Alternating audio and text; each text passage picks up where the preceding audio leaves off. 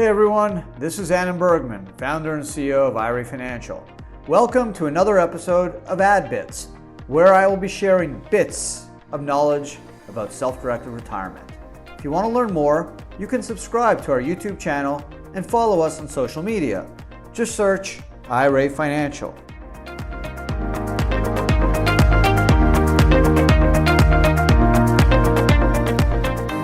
Hey everyone, and welcome to another episode of Ad Bits. Today, we're going to discuss whether you're eligible to set up your own solo 401k plan. So, I'm going to start off this podcast by telling you a statement that I basically tell every person I talk to that is choosing between a self-directed IRA and a solo 401k. And I tell them, if I could, I would put every single one of my clients in a solo 401k over an IRA. And the reasons are obvious. You can put away a whole lot more money, right? $58,000 or $64,500 if you're over 50, 2021. There's a loan feature of up to $50K. You can use leverage to buy real estate without triggering the unrelated business taxable income tax, which doesn't apply to IRAs. You can do Roth conversions. You have better asset and creditor protection. And it's super easy to work with. In fact, if you have less than $250,000 in your solo K, you have no annual filing requirements with the IRS. So why can't I put every single one of my clients in a solo K? And I've tried. I have over 7,000 clients that are in solo Ks. I think one of the largest solo 401k providers in the country. So I've tried, okay, but I know there's more of you out there that could be eligible for a solo K and just don't know you are. So hopefully you're listening or watching this, and hopefully I can trigger something and get you thinking about going solo. And I've actually written 2 books about how to maneuver and how to set up a solo K and all the rules around it, called Going Solo and also Solo 401k in a nutshell. So this is certainly a plan that I'd really believe in. The beauty is it's IRS approved. You'll get documents, and you'll also get an IRS opinion letter confirming the validity of the plan doc. So it's super safe and super easy to work with. So are you eligible? Okay, it's pretty simple. There's only 2 requirements to be eligible to set up your own solo 401k. Number 1, you got to have a business. Okay, it could be any business. You don't need to be Apple or Google, okay, or any business that generates $1 million. All you need to have is the anticipation of earning profits. In fact, you could be in the developmental stage. You could be a software company with 0 revenues, right?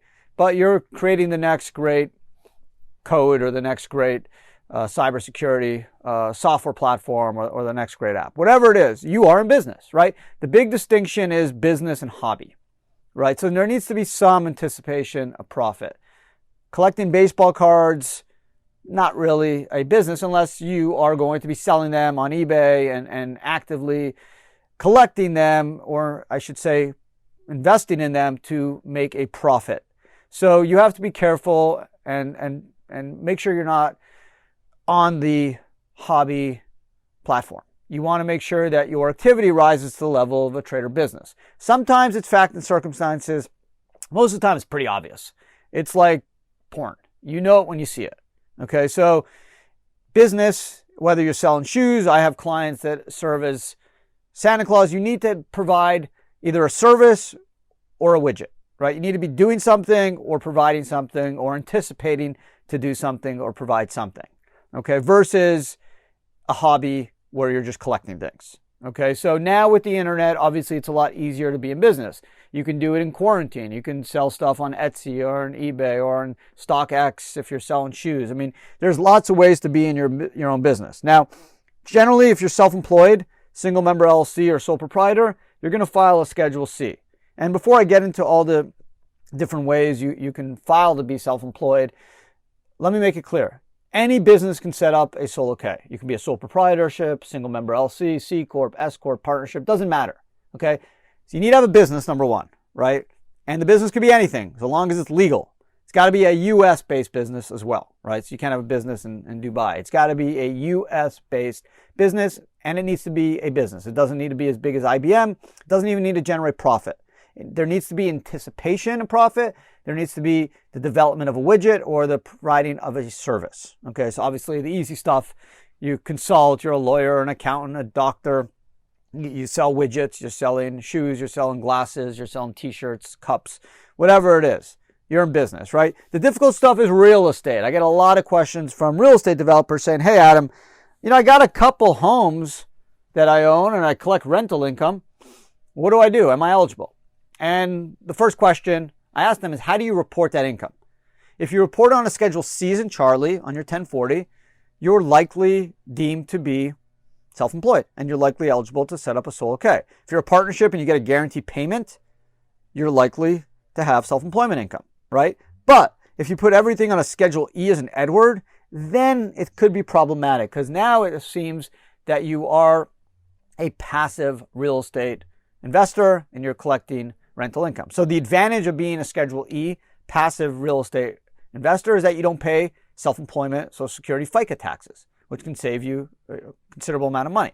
The negative is obviously you don't get deductions and you can't make any contributions to an IRA or 401k. So you got to kind of toggle those lines and see kind of where you fit. I've had some clients move from an E to a C, put some income from E to C so they can make contributions. But again, it's up to you. The number one first requirement, again, is a business. So in most cases, it's like pornography. You know it when you see it. In some cases, like real estate, it could get a little bit tricky, and then it really comes down to how you're reporting it. Is it a C, as in Charlie, then you're okay. If it's an E as in Edward, then you're going to need to move some of that money from your E, which is attached to your 1040 return, to your C so you can report some of that income as a business and you can then make deductions. So the second requirement to be eligible is you cannot have any full-time employees other than yourself, a spouse, or any partner in the entity. So let's take a few examples.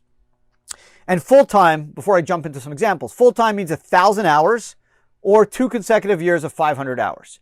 So if you have someone who's an independent contractor and works, well, independent contractor is not an employee. So you can have 100 independent contractors working for you. Just make sure they're really independent contractors and not employees, right? You can't have any control over them. They need to be really independent.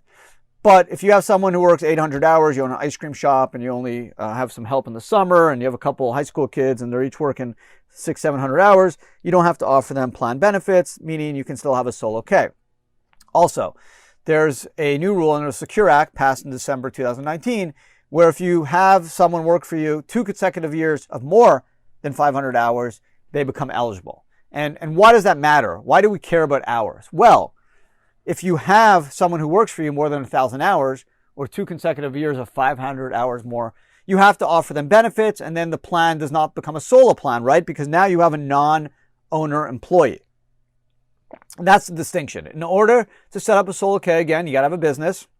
Number 2, no full-time employees that work over 1,000 hours or 2 consecutive years of 500 hours that are non-owners. So you can have a solo K if it's just you and your spouse, because spouses under ERISA are not deemed employees.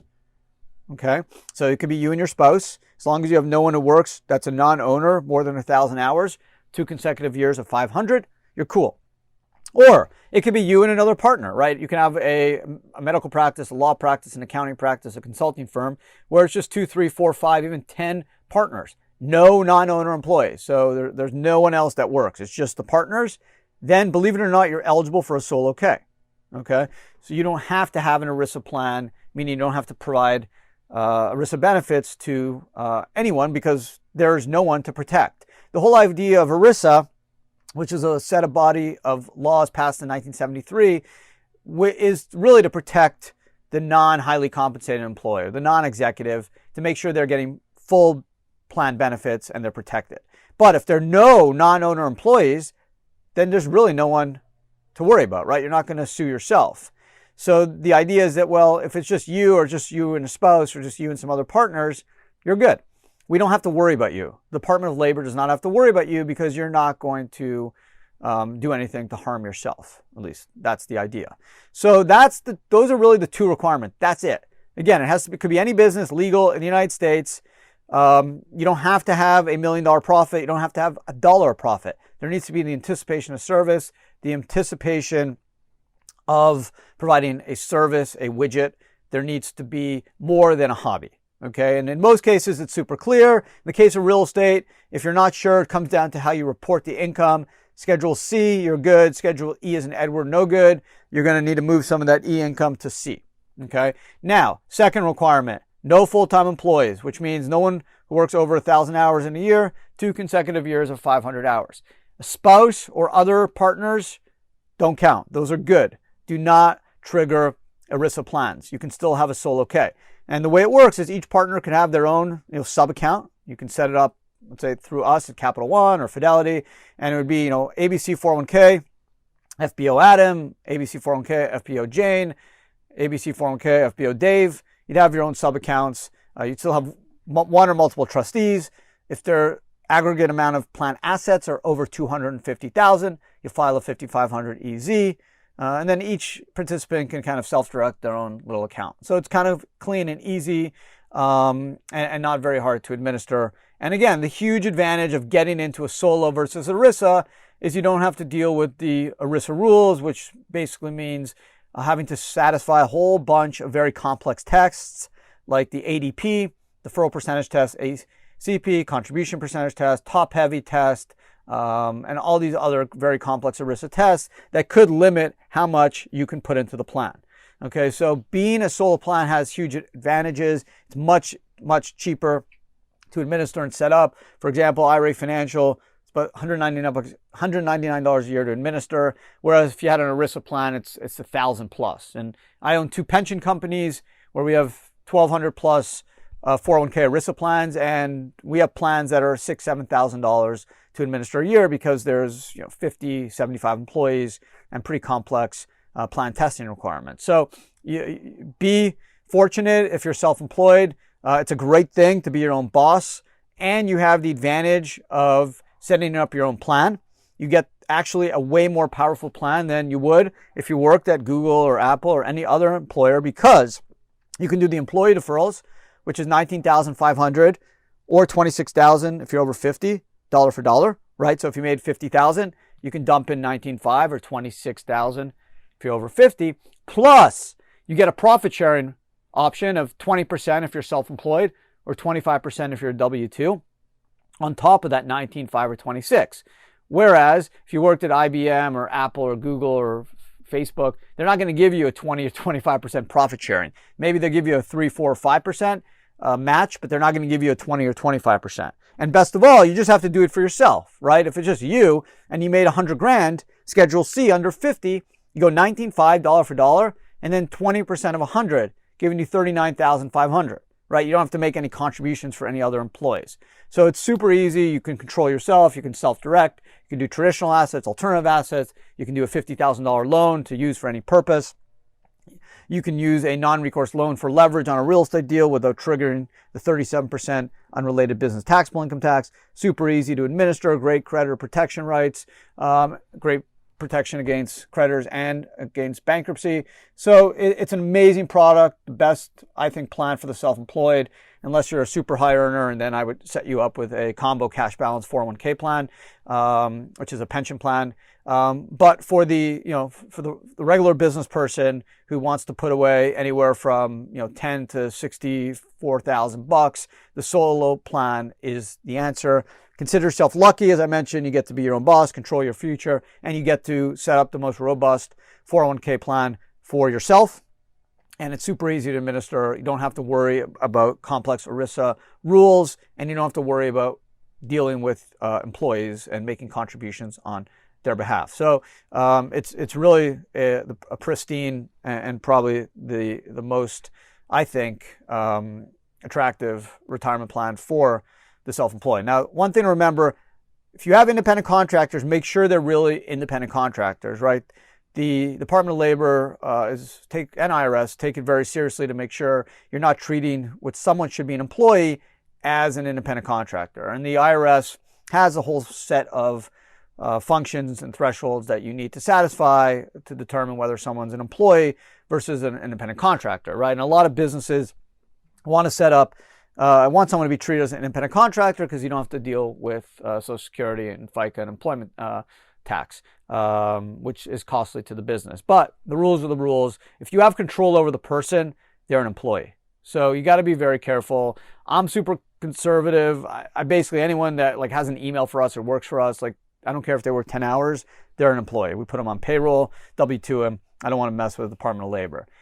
If you hire, obviously, someone who does some work on your website and has 40 other clients, they're not really an employee. Clearly, they're an independent contractor. So same with if you sell shoes on eBay and you use like a packing service that has 500 clients that does the shipping for you, you're good. But anyone that you have control over, be careful. So again, just to recap, super simple. To set up your own solo K, listen up, because this can literally make you a millionaire or $1 million+ when you're older because of the high contributions and the power of deferral. All you need is a business, US-based business. Could be anything. Sell a widget, sell a service. You don't need to have tons of profit. You don't even need to have $1 revenue. There just needs to be the anticipation. The problem is after 2, 3, 4 years, if you have zero revenues, the IRS can come in and question whether this is a business versus a hobby. So just make sure that there is a strong chance of some revenue coming in. Not profit, but revenue. Number 2, no full-time employees, which means no non-owner who works more than 1,000 hours in year 1 or 2 consecutive years of 500 hours.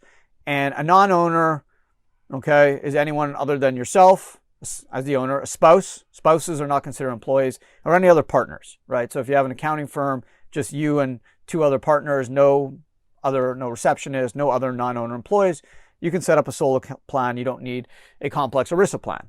If it's just you and your spouse and you guys you have a consulting firm, that's good. Spouse isn't deemed a employee, and you can have your own sub account and each self-direct your own solo 401k account. So that's it. Just keep in mind those 2 requirements. If you are eligible, give us a call, read about the solo K, think about it. It's a great plan. You can put away 12 times more than an IRA.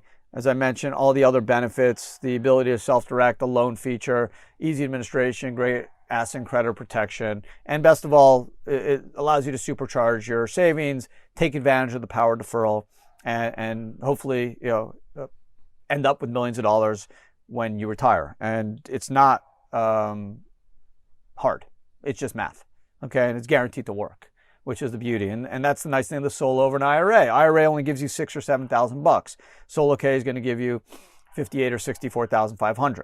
Okay, it's even better than a SEP IRA. SEP IRA is just a profit sharing plan, 20 or 25% of your comp. It does not have the employee deferral feature of the $19,500 or $26,000 dollar for dollar. So if you earned $100,000 as a sole proprietor and had a SEP, all you can put away is $20,000. Had a solo K, you do $19,500 plus the $20,000, $39,500, almost double. No loan feature. Okay, so you get so much more with a solo K. So if you are eligible, you got a business, no full-time employees, no non-owner or full-time employees, consider going solo.